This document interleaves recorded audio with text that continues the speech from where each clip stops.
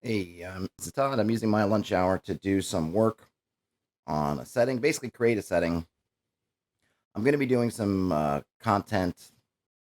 Thought about doing DM skill. I think I'm just going to do it through drive through, which means I can't lean on Faerun as a default setting. Not that I don't dislike Faerun, but I'm not a huge Faerun fan either. And I usually run homeroom stuff myself, so I'm not super familiar with that setting. But since I'm going to be putting out some adventures and they need to feel like they need to be anchored somewhere, I might as well create somewhere where in which I can place these adventures and different things that I'm doing, and essentially have that setting that can ground the things that I'm doing. So when I'm talking about relationships between places, I can have a map that can have those places. I can have some background on the places, and I can keep building on it so that maybe after a while I have a portfolio of adventures if I can get this going and it works out that will build out a setting around it, just hex by hex, just putting stuff together. But what I usually like to do is I don't start with uh, a whole lot of, I could start with a hex map and go that way. That's one way to do it. I really like mind mapping for just getting stuff out because really what I'll probably be doing for this hour or so that I've got to work on this is probably do higher level stuff. What I think is important for starting out on building your setting.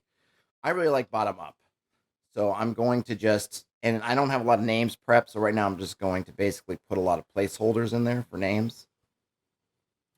But I'm going to start with sort of one thing I like to get straight is a little bit is the cosmology. But I'm going to just kind of at this point I'm going to work with my inspiration.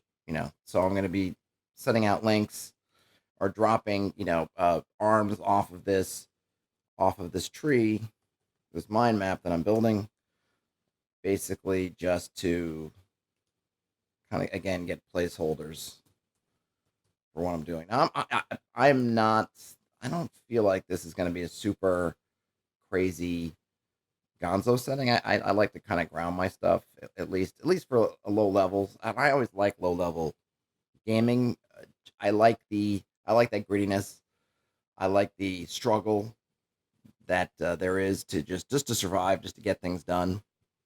So I don't really think of Super Gonzo, castles floating in the sky and this and that, but I like them as specialties, specialized things that can come in. I really enjoyed. I talked about on one of my early videos on Broodmother Sky Fortress, which I think is great. It's kind of a campaign buster, just bring in this alien element. But it's probably not. It probably wouldn't be something like that. That would be part of my core setting. But who knows what can happen? And I like to be able to drop those things in. But I'm not even. I'm very much not at that stage yet. I'm just putting up some placeholders. Oh yeah, here. Let's move over here. I don't know what I'm going to call stuff. And I think everybody. I feel like every DM has a hard time coming up with names. So let's see. So we have the region. Oh, it's not really a locale. Well, I'll call it locale right now. All right. So what kind of gods we got? I hate looking at my setting, but right now.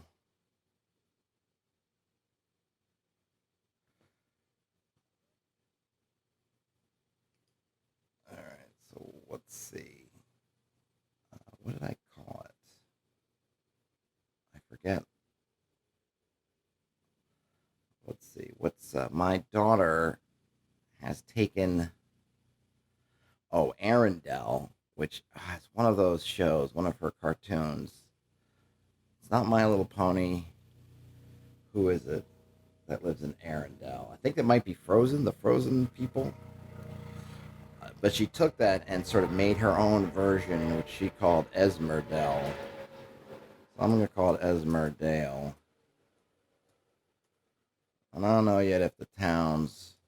How can I? All right, so I hate to have to get into the settings and stuff. That's that. Format window. That's fine. I just want to be able to move things around the way I want, and it's trying to be helpful and stick stuff for me, but I don't want you to stick. Probably can't see what I'm doing, but I'm running through preferences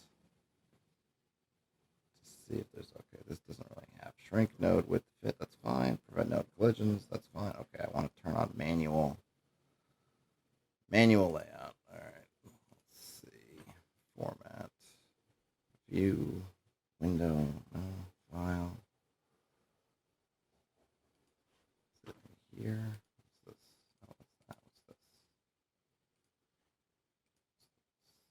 Oh, no.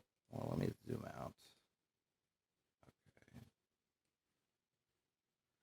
How do I turn on manual layout? I didn't think I'd be running. Let's see. I thought I organize, sort, no, select, fold, no, edit. Let's see. Duplicate, add link, find, transforms. No, advanced. No. Where the heck can I turn on? All right, well, let's center that. Document inspector, style inspector, content inspector. Where are all these inspectors? Document. Oh, smart layout. Does that let me do it? Oops. Okay, good. All right. Oh, you know what? Well,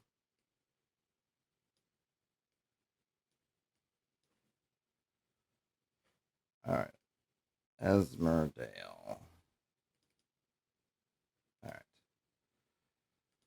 So let's see. I like to put it, I think I can say it's in the temperate. Oops. I'm just going to load out. I just want to, I'm not someone who is native. I'm from the Northeast United States. I've lived in Texas too for a long time. I lived in North Africa for a while too, but temperate environments, or at least geography wise, when I think about it, thing I know. So I like to put, if I'm going to have a starting town where it's easy for me to imagine everything about it. It's not exotic. So in this case, just I'm trying to make as few barriers as possible for just coming up with stuff. So I'm just going with what I know best, or at least what I can imagine best. Not that I can't imagine deserts or anywhere, but I like I feel like I'm very comfortable in this area, and it appeals to me. So I'm gonna put it there. So I'm gonna say it's forested. And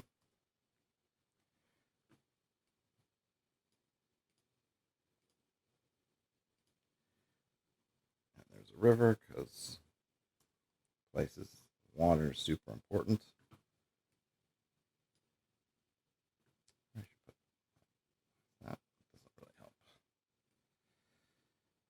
All right.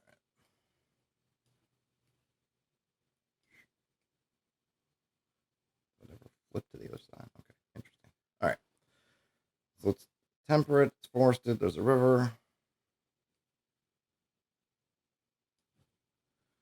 What else? I'm trying to say here about this. I'll put some hills. I like hills. And then there's behind the hills is a mountain.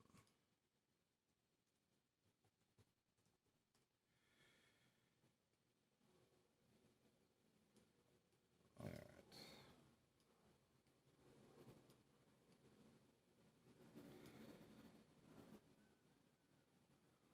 Oh, you know what? Probably do this in a different way to make it a little bit more. Let's see.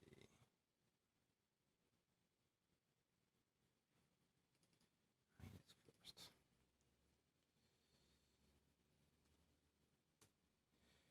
So actually, what I'm going to do is, actually, you know what? I'm going to delete that.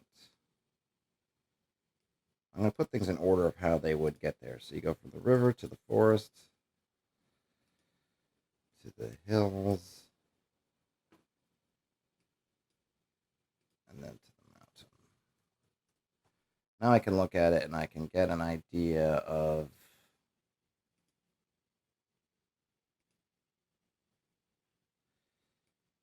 in a sense, I'm setting up the distance between these. So I can look at this and say,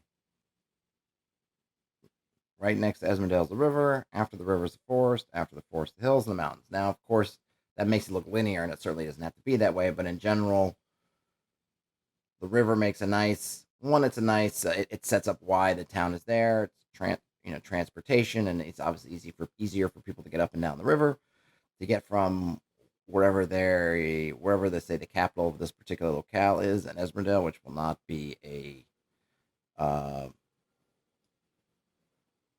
Here, I'm just gonna add a insert new parent. There we go. All right. I will. Let's see. What's the word I'm looking for? I'm looking for a.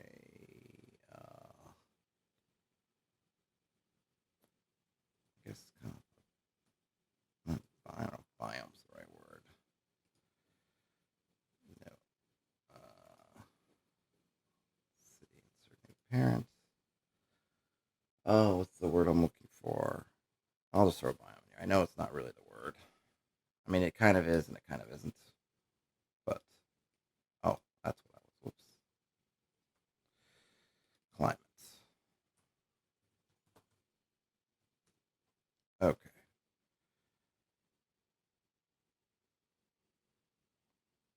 So we've got it's in temperate climates. Location is hills. Now I could even start to build up. I can look at, well, let's look at resources. So, what kind of things does Esmerdal have, right? So, if in some earlier period of time people flowed from some other place, I'm not saying that people originated in Esmerdale, so they came from somewhere Esmerdale, and they came from somewhere else. So, why did they come? So, I guess it's fertile ground, so good for all that stuff. What else? What other resources could there have? I don't want to be after that. There we go. Fertile ground, and let's see. Oops, I'm sort of off the. Oops.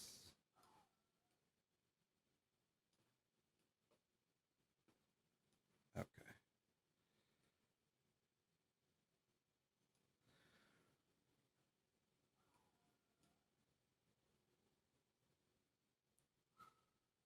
There we go. All right. So we got fertile ground. Let's say that there was. Let's say there was some gold. I'll put a question mark,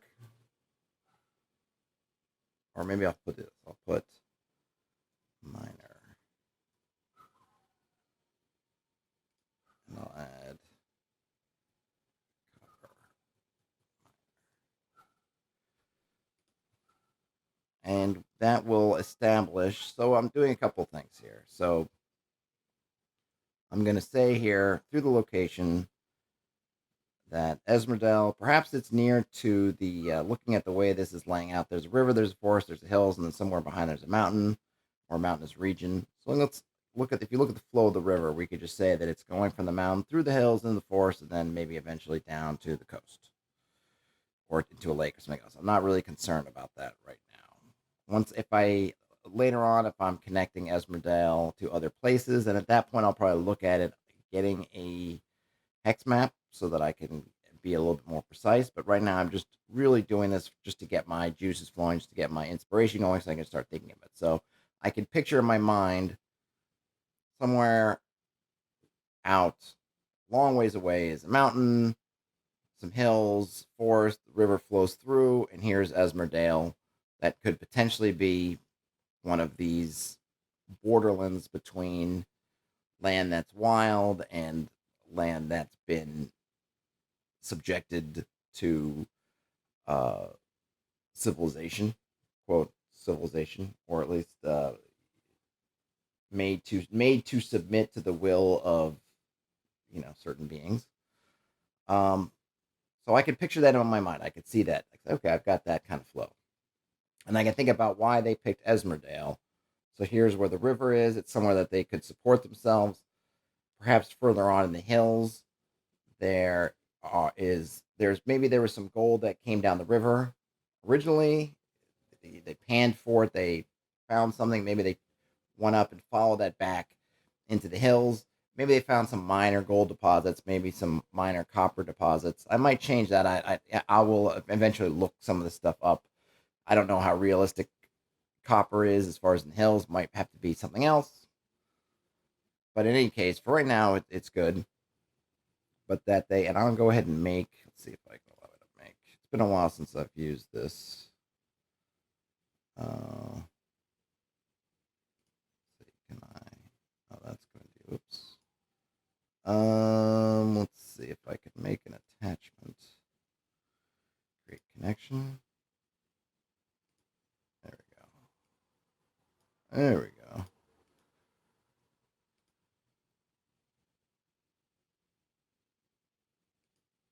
So we'll say that there. Okay, good.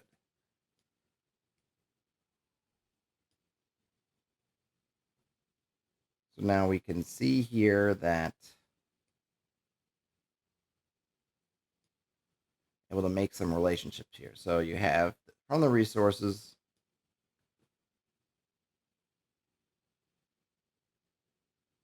you have fertile ground, which is basically in that farmlands. Oops, I didn't put the farmlands in there. I'll throw that in here. All right. Oh yeah, that's fine. I can put it. It doesn't have it direct.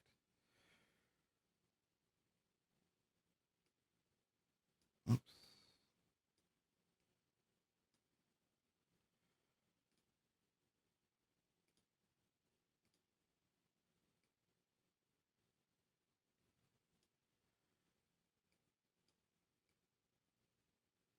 There we go. So the farmlands supply fertile ground for farming and cultivation, which helped support the people who came who discovered that there was gold in the river, tracing it back up to the hills.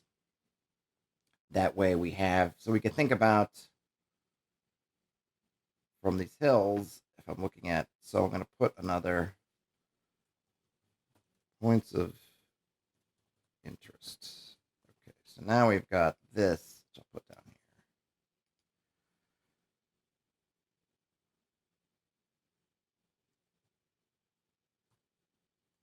So now I have something, right? So I've got these points of interest, and I can connect that also to the hills.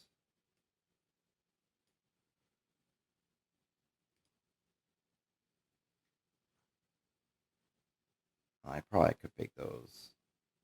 All right. Can I make another creation? Connection? Yeah. Creation. So we got the copper.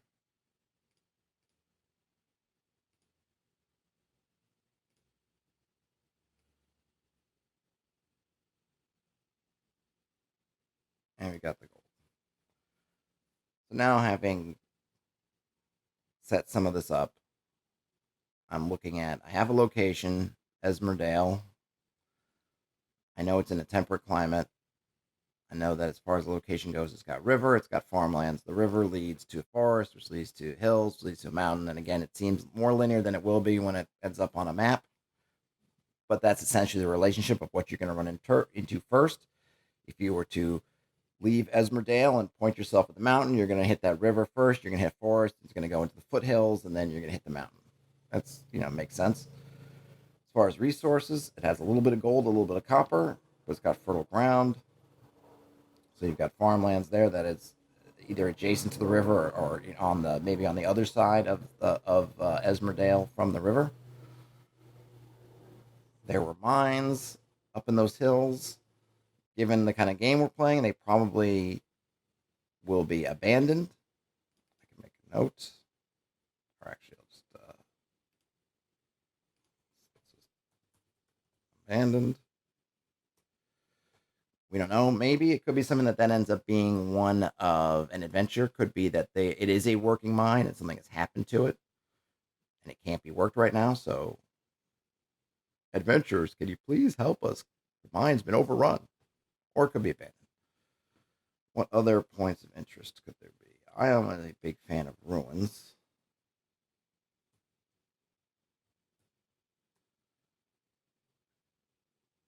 Let's see. I'm not sure what ruin is yet. So really, we're getting into with ruins.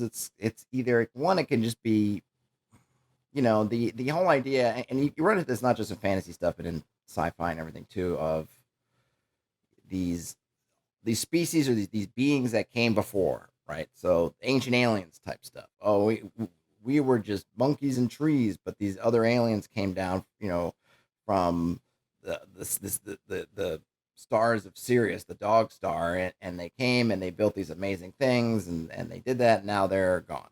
Or it could be that, like we look at the ancient Egyptians, things like the pyramids, depending on who you talk to, in ancient aliens, could also be aliens, but something of that nature. Where, oh, it's a temple that we understand perfectly well came from us, but just of a lost civilization. And of course, being in a fantasy setting, you could have all kinds of stuff. It doesn't even have to be. It doesn't even have to be ancient humans. It could be ancient dwarves, elves, giants, whatever. It's really wide open.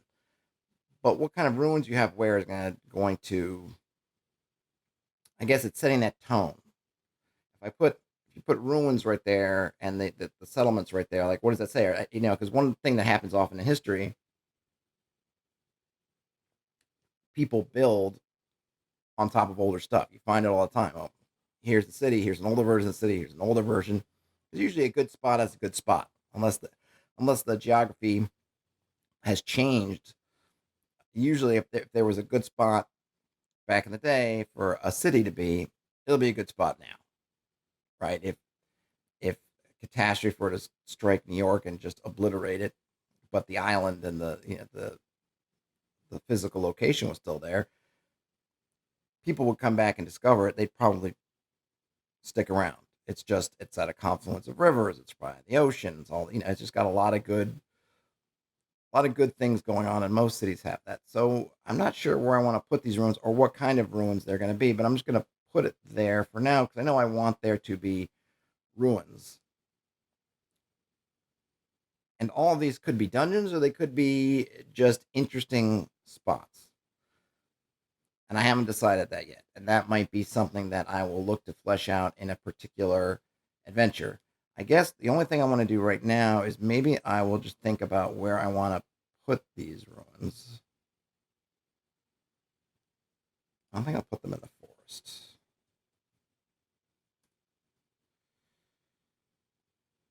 So I will, whoops. Yeah, I'll connect you to the forests. Or actually, I guess I could go whoop, like that. All right.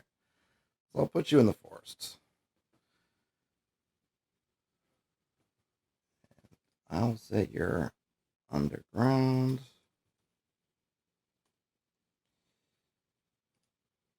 Thinking temple, maybe? I don't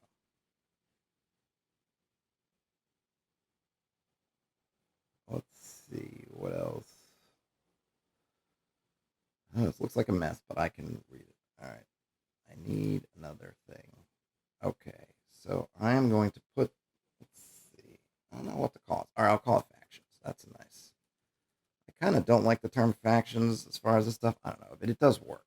I've thought about it. I'm like, I know I'm not in love with the word for the term, calling everything a faction.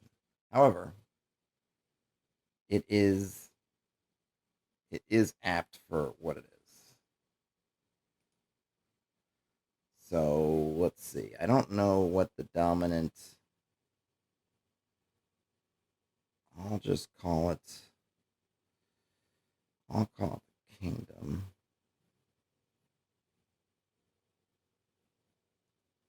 So that's the main. I guess the default. Again, I don't want to use civilized, but I guess the sort of organized, the organized government to which Esmerdale belongs. That's the kingdom, which I will come up with a name for, but I'm not super important about that. So, oops. So one of the things that I like to do is I like to think of everything as basically a faction. So let's say that, and I'll just use goblins because why not? Everybody loves goblins. The goblins aren't just, you know, things, to be overcome or infestations to be gotten rid of. They are a faction. They're going to have leaders, potentially multiple different, just like there might be different kingdoms or baronies or any kind of organization like that, beneath the king or independent. They're going to have their own thing, and I want them to have the same ability to act and react to things as the other factions. So if the goblins were to attack Esmerdale, we would expect the kingdom to respond. If the kingdom does something, in other words, we expect in this some area where they belong, we expect the goblins to respond. And I also want them eventually to have their own goals as to, well, what are the goblins up to? It might not be one all the goblins are, and again, we're just talking goblins in this particular area. We're not trying to speak to all goblins in the world, but what are these goblins up to? I want them to have things going forward. That way, if I say, hey, the goblins have attacked the mine, even if the party doesn't really know, I have an idea in my mind of, okay, why did the goblins attack the mine? What is the purpose? They're not just doing it to do it. They're doing it for a reason. Maybe there's something in that mine. Maybe the mines, somewhat like the mines of Moria in Lord of the Rings. Maybe it tapped into something that was not supposed to, but something that appeals to the goblins. Could be that there's a dungeon there that there was an entrance to that was locked or blocked, and they unlocked it or unblocked it. Now that's open. So, I want them to have that. I want them to have that power. I want them to have that ability. That's how I like to think of them. I don't just think of them as, oh, here's the opponent. So of course they will make up things like, oh, I've got random tables and stuff. So naturally they will random encounter tables and things. And of course they will be a part. But what's going to help me when I roll random encounters or I set them up in an adventure and I say, hey, roll for random encounters. If you get goblins, I can give you a thing of this is what the goblins are doing, or pick one of these things that the goblins are doing and then play them like that, as opposed to, oh, it's just goblins and then just kill them. If you understand what they're doing, then you can role play them better, and then the party can also try to figure that out and key off it. If it's knowable what the goblins want, then you have the potentiality for negotiation and all that social stuff that I like, as opposed to it's just a goblin killed. All right, so I'll put some elves in the forest too, and putting elves in the forest, and I'm not even necessarily suggesting that the elves are nice. I kind of like the idea of elves that are almost the sort of aloof. They don't really care about you. They're looking beyond you, but there's some tension there, and we can use that tension. If the goblins in the forest and the elves in the forest are have some sort of tension, then how do you as an adventuring party who've come from Esmerdale, how have you dealt with it? How have other people dealt with it? Maybe they just stuck to the river.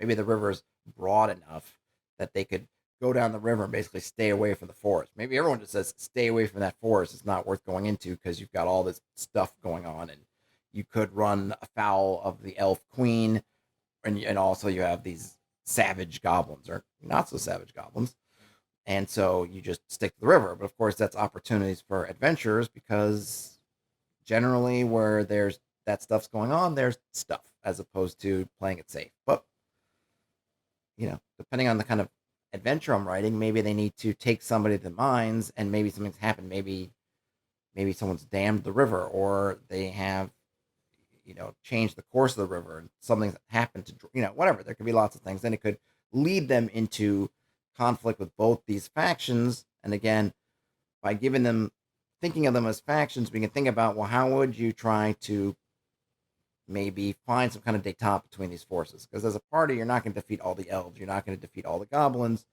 You have to figure out how to make these work. So it gives you some options and opportunity for different kind of gameplay than just go into the goblins and kill them all. Though, of course, that can also be a thing. So I'm going to give a faction to each one of these areas. I like giants. I'm going to put it in parentheses because it doesn't necessarily have to be a whole swarm of them, but whoops. So there will be giants in the hills. What we got in the mountains?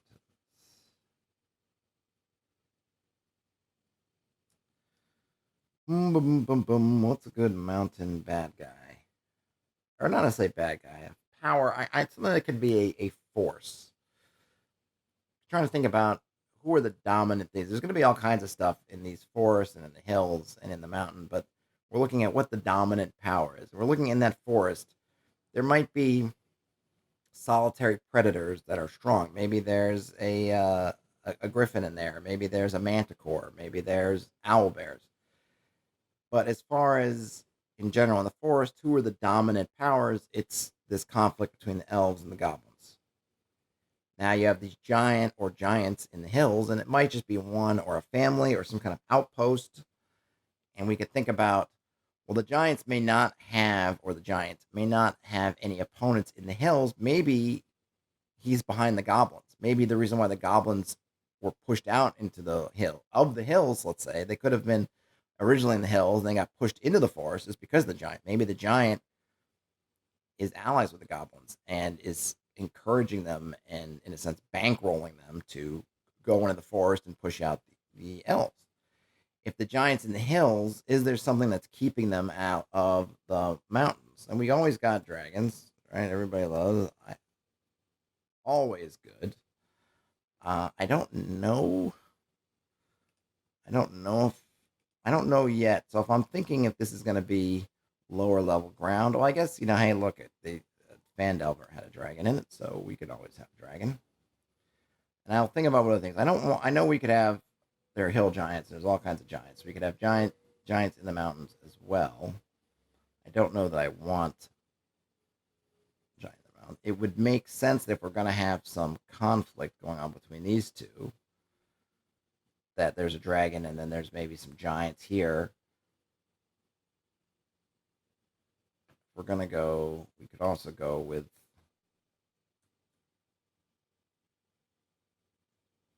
dwarves.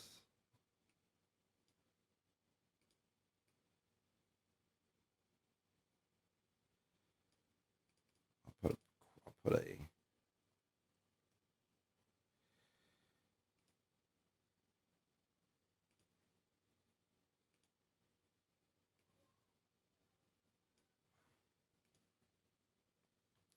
I put a question mark because I'm just not quite certain if it's gonna be dwarves. All right, or if it's going to be giants. Can I think there is apply theme node. Yeah, I don't think I want that one. Just gonna think about cleaning this up a little bit. Looks like it's all gonna do the same.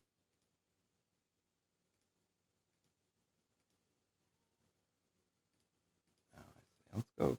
I like the grayscale actually. Oh, that's kind of pretty too.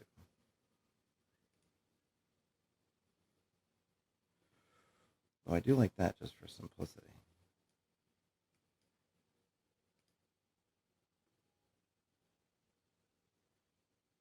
Okay.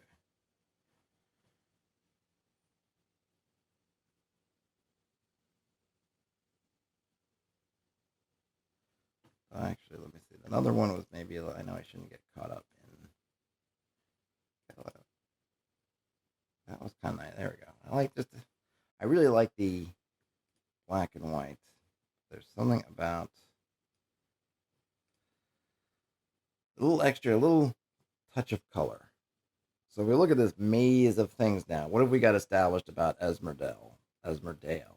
I should just probably call it Esmerdale since that's what my daughter calls it. And I wanted to be just a little bit of my own, but I'm not pronouncing it. So we're just going to call it Esmerdale. There we go. So what do we know about Esmerdale right now? Well, not much. Oops. What we can say about it is that it's in a temperate climate. The location is at the essentially farmlands and river. The river is between it and some forest, and behind the forest is hills, and the hills could be forested as well, of course. But we're, if we were going to if we were going to convert this to a hex map, as if you've watched any of my videos on hex mapping, we know that we really just take the dominant geography becomes the symbol of the hex. So the dominant geography is forest. It's going to move to a dominant hills, and then it's going to move on to a mountain or mountains, either a solitary mountain or a range of mountains. So we know that's where it is. We know the resources. It's got fertile ground, which has been converted to farmlands. There was some gold and potentially some copper that were found in the hills. I think that's all we have for its resources. As far as points of interest, that there were mines that were established in the hills looking after the gold and or copper. We don't know yet if we haven't determined yet if those hills are abandoned or if they're still working. As far as points of interest, right now we just have, well, we have the mines. Sorry, that was one point of interest. The other point of interest would be some ruins, which we haven't determined what it is yet, but we're thinking maybe a temple. We're going to stick it in the forest. The main part of it, at least, will be underground. And then as far as the active factions, we have the kingdom. I'll put another connection. Make sure we're linking it up. We got the kingdom who runs Esmerdel. So Esmerdel is governed by this kingdom, and we could call it something else. I'm not saying that, not just I think at this point it's absolutely a kingdom, but whatever. Close enough. Hereditary form of government. And maybe you'll even change that later, but at least that's the government. So if Esmerdel is run by kingdom, that's one faction. We are thinking in the forest, there are elves and goblins who are, we haven't written down there yet, but since they tend to be of different moral bents, that they're probably in conflict. All right. Thanks, truck. All right. I'm actually surprised hadn't come up before. So today, if you're in New York or you've been in New York, there's street cleaning days, and this is the street cleaning day for my street. It's right at we're right at the tail end of it right now. It's got maybe, it might actually be done already. I think it ends at 1. So yeah, I think it should be over. So what happens is people, and I'm on the second floor, and the street's right up my window. It's usually pretty quiet, but times like this, it can get noisy. People double park and they do goofy things because you have to move your car. Street cleaner comes by, then, but you can't actually move it. Even if your street cleaner comes, technically you're not supposed to do anything until 1 o'clock. So a lot of people, they do is they double park, and they just hope that nobody needs to get by them, or they left enough space, or some people sit in their cars, and then they'll park as soon as they basically as soon as they can. But what can happen is, in this case, there was a truck for a moving company, and it couldn't quite get through the little gap there was. Too big to get through the car size gap where someone parks, so they start honking their horn until somebody moves. But in this case, there are only a few people, looks like, who might still be double parked because they haven't moved their cars, and whoever they got somebody's attention, they came and moved it. But anyway, it could make for it to be noisy, but I've been lucky. And, and I only have about 15 more minutes. So, but anyway, I just thought I would explain that, and to get a little diversion on the car parking in residential neighborhoods in New York City. Back to this. I forget where I was. Okay, so we had goblins and elves in conflict in this forest, and we haven't decided yet what they're in conflict over. Could just be real estate. Could be these ruins. And since I've thought about that, let me make. Let's see. Let me.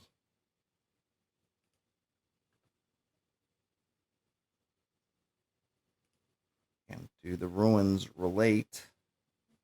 Ooh, this is gonna get so confusing. Do the ruins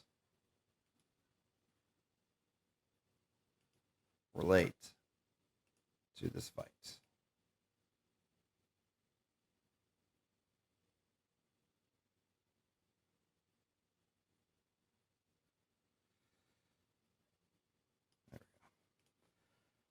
It's complicated to look at, Now, let's see, let's move that over. Do the ruins, do these, the ruins that was a temple at some point, does it relate? Let's see, it makes sense. I can move that. Does that relate? Actually, move that out of the way.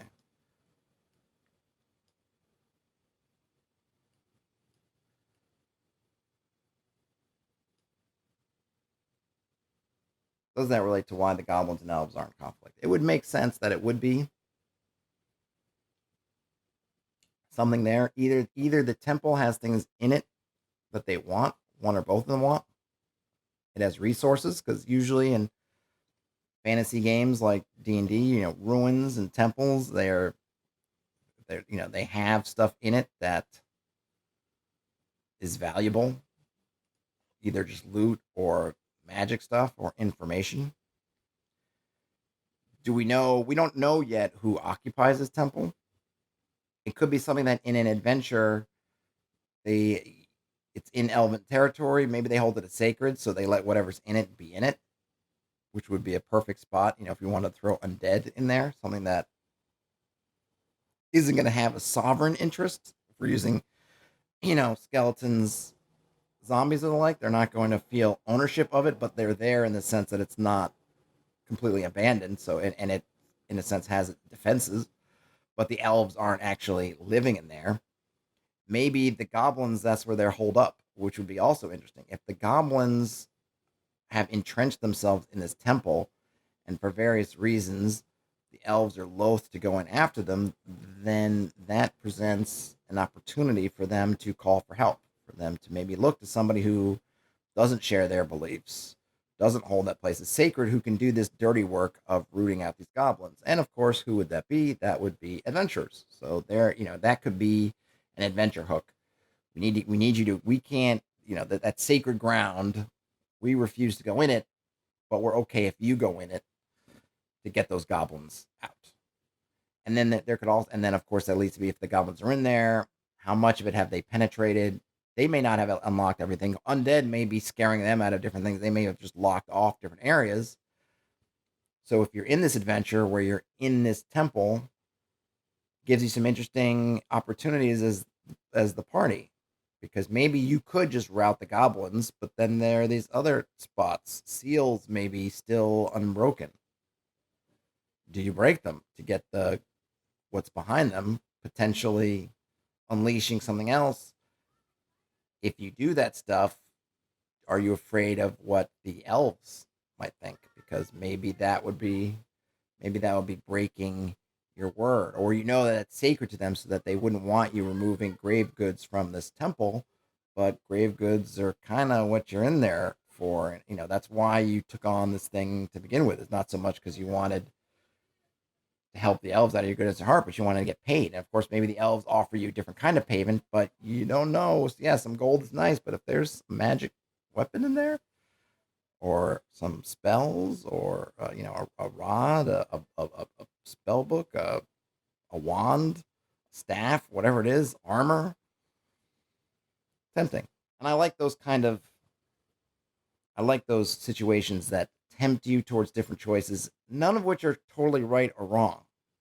There's not the idea of saying this is what you should do, this is what you shouldn't do. It's all about what kind of person are you? What are you prepared to do? Are you prepared to walk out of there and say, yeah, I got some new gear, but now we got to fight our way through these elves, or run away, or do whatever, or and lie to them, and potentially, if you're going to look at this as a setting that's going to live, that you might be living in, do I do all that and risk pissing them off for every next thing that I want to do by doing this, or do I follow their lead as far as this belief goes, but then I'm leaving treasure on the table. And of course, with all these factions we've got going on, maybe the giant or the dragon, there's something in that temple. What does the dragon want? Maybe it sent the goblins down into there to fetch something for its hoard. We don't know. So we got good questions. So dwarves, depending on how we want to play them, could also have an interest in that temple. But for right now, we're just going to link it to the goblins and the elves, and we can think about these other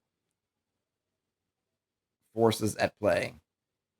I was watching or listening to, I guess, well, watching and listening last night to Matt Colville go over his campaign recap for his, I forget the name of it, the chain of Acheron, I guess. And one of the things I enjoy about his style of campaigns, which is something I also like, is again you have all these factions that are going on. So a lot of what the party's doing and what it does for the party and what they have to do is they have to navigate. There's possibilities, right? Each one of these factions that they help out is a potential ally for them, access to information, perhaps even items, all this stuff. But it's also a potential pitfall because who are you pissing off by doing this? If you do this, you potentially piss them off, right? So they spent a lot of this game that he's recapping trying to figure out the ins and outs of can we get away with doing something to this person because they're connected, but others of our connections are kind of intrigued, would be on our side, but we would also potentially be making an enemy of this other connection. Can we do that? And like he mentioned, though, for me, since I love that kind of thing, I didn't find it boring the little bits of the actual campaign that I watched. But he said, hey, it doesn't make for great streaming, but it makes for great playing because it's so kind of intense. And that's why I like all this idea of you really want to think about it. Well, if I do this, this is how the elves might react. I got to think about if I do that, this is how the goblins are going to react. This is how the kingdom reacts. All these things I want to, I want to have all that, even if it's just in the back of say, the adventure where you can flip through and say, okay, here's the stuff. You may not use it, but if you do, it can add a lot of depth, not just to having all these things in the background that makes things feel dynamic, but that it really adds a lot. You take a simple decision, which is just go into this temple and loot it for all it's worth, into an agonizing decision, a decision of we're in the middle of elven territory. Are we going to be able to get the stuff past all those elves? What if we've got a whiff that's something we've taken the dragon wants? Can we? We're low level. Can we manage to get this out without the dragon coming? Hey, the dragon wants this. Maybe if we take it to the dragon, what do we get out of it? If we take this risk of going, not only are we going to rob from the elves this stuff, but if we can get it to the dragon, what might the dragon, how badly does the dragon want it? And can we turn that into our advantage? Another great option. Or maybe the giants, same thing. Or even then maybe there's a conflict. Maybe there's something that the giants and the dragon both want. And then can we play those sides to something we want? And then how do the dwarves fit in there? If the dwarves and the dragon are in conflict over the mountain, something of that nature, will the dwarves want us to help out the dragon? They might prevent us from trying to do that. Or they might, maybe we have to make another plan with them, or we have to trick them, or we have to figure something else out. So having those factions adds a lot of interesting stuff, even if you don't use them all for everything. So right now I've created these scenarios just in my brain right now of how this temple could really bring together all these factions. And it might not. It might seem, maybe I'll think about it and say, well, maybe the temple is too small fry. So I always think about the really big stuff shouldn't necessarily be right next to town. I want the players to the party to have to work to get to the really good stuff. So either it's buried deep or it's further away, but maybe the temple could be the hint towards something else. So let's just add that in there. So let's just say we're going to say there is some kind of dungeon. We don't know what it is yet. But maybe the dungeon is in the mountain.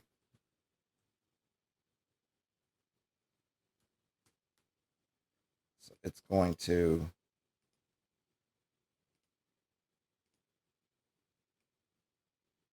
connect here. But maybe the temple connects to the dungeon. Oops, somehow. If we were going to have essentially I don't like really adventure paths, the thing of having to go A to B, but maybe the temple could relate somehow to the dungeon. That something you could find here could potentially give you a way in here. And if we think about it, So if remember, if we look at just spitballing here, and I'll move this. I didn't realize people might not be able to see it. There we go. So we have a dungeon. We're thinking it connects or the temple connects to it somehow. The mountain is the same mountain we're talking about over here. If we think back to The Hobbit, just as a concept for a inspiration, they couldn't get in the front door. The Thorn and Company couldn't go in the front door, because the dragon's there. So that's just a non-starter. Suicide to just march up to the front door. Where's the back door? I don't know if the map hadn't found out, if it would have crossed their minds there was a back door. I presume that they would have thought that their forefathers were smart enough not to have just one way in. But of course, they also knew that their forefathers, being the brilliant smiths and craftsmen that they weren't going to find, like we might today, a door with this is emergency exit in red over it in neon, and that they can use, so that they could spend lifetimes trying to find a back door into this dungeon, a way in to get in that the dragon hasn't found. They could be looking at their whole lifetimes, never find it. But Gandalf happened to have the map, and the map had key. Actually, you know what? I'm going to delete this for a second. The map had a key, and the key. Oops.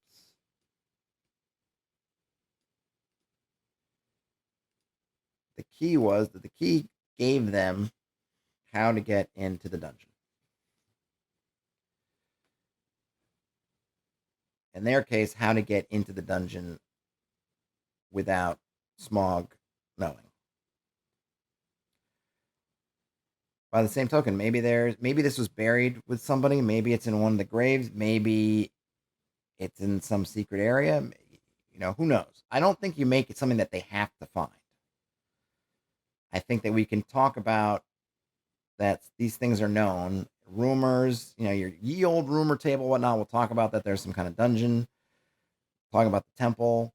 Again, the whole adventure could be that the elves or somebody comes to the town to recruit people to go into the temple, in which case they'll just take you there, so you don't even need to find it yourself. And along the way, if the party has heard rumors of a dungeon, they could simply ask people, and maybe that's one way to help the elves, if you help the elves, or if you capture goblins or help the goblins or interrogate the goblins, they could maybe mention it. We've got these two forces in the mountains, but maybe the dungeon is separate from them. Maybe they're all searching for it. Maybe something that's truly is lost. There was only a kind of back door, and it's closed up. Nobody knows where it is. And one way to find it is if you find this key in the temple. And the key could even be rumored as well, but maybe it's something that people forgotten about.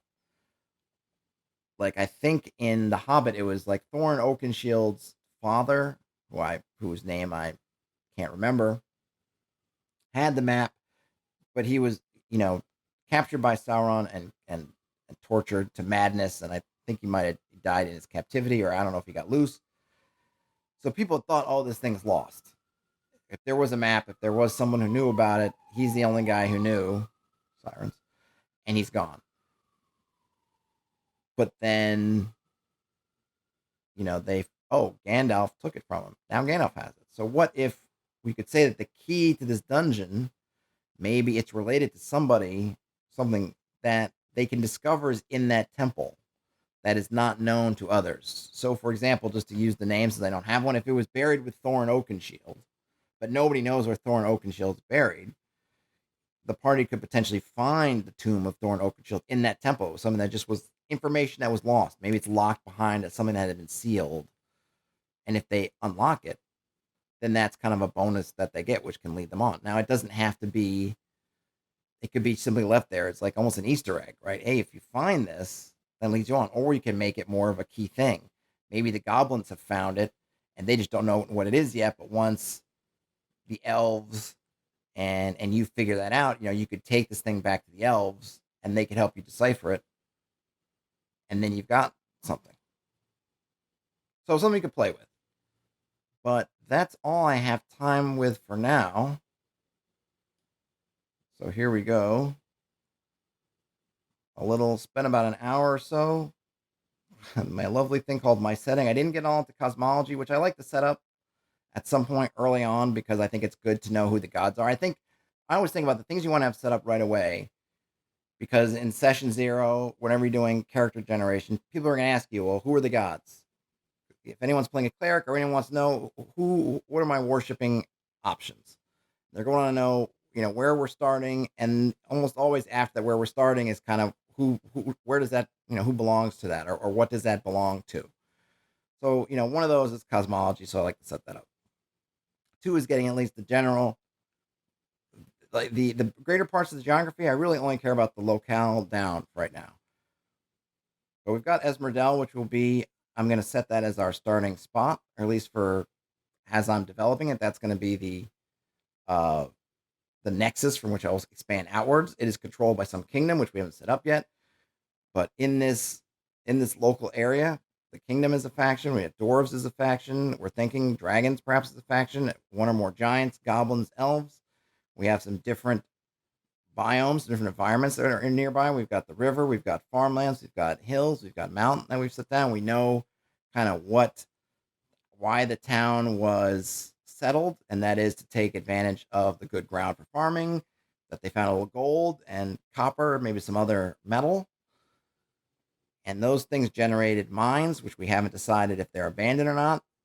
Also, in the forest of that's the elves and goblins are fighting over, there is a temple. We think it's underground, but there's something in the temple that we think is going to lead to another major landmark, which is a dungeon that is in the mountains, and something has to do with the dwarves and dragon potentially if they're there, and also the dragons perhaps, and even the other factions. Maybe everybody gets involved in that one. So I think that's a lot of good work. As you can see, there's not a lot of detail here, but there's a lot of stuff to get us moving in other directions. And I will hopefully either tomorrow or next week, I will pull this back up and work on it some more. But if you watched, thanks for following along. Have a great rest of your day. If you thought this was interesting and it's something you might like to see more of, please, if you were seeing us on Twitch, I don't know, I can't remember if there's a thumbs up. Hey, if there's a way to like it, like it. Follow the channel so you'll know when I'm hopping on again. This will go up on YouTube in a day or so, and if you see it on YouTube and you like it, please give me a thumbs up and subscribe there so you can see those drop once I get it up there. But enjoy the rest of your day, and I will talk to you later.